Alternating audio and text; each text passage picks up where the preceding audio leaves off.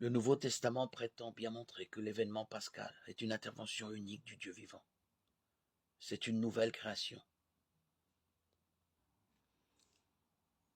Grâce à leur expérience de l'événement pascal, les disciples ont compris qu'il était le Christ de Dieu, le Fils. Et ils appellent les hommes à confesser et à proclamer Jésus est Seigneur. Dieu à la gloire du Père. Philippiens 2:11.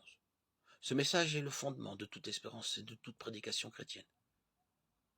Les évangélistes rapportent que Jésus est apparu aux disciples, que ceux-ci l'ont vu, qu'un ange leur a dit qu'il était vivant.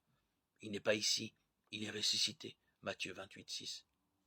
Là se manifeste l'intervention efficace de Dieu. Il révèle que son Fils est vivant, associé à sa gloire. Jean 1:14. Jésus se montre à ses disciples. Il vient à eux comme celui qui est vivant. Ils expérimentent sa présence. Celle-ci leur prouve qu'il est désormais le ressuscité, élevé en gloire.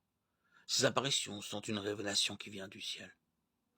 La question de savoir de quelle manière concrète les disciples ont pu atteindre Jésus lorsqu'il leur apparaissait n'a aucune importance aux yeux des évangélistes. Ils ne se soucient pas davantage de décrire le fait de la résurrection en lui-même. La formule « il leur apparut » se rapporte à un autre ordre de contact que ceux qui relèvent de notre mode habituel de connaissance. Elle ne peut pas être expliquée par ceci.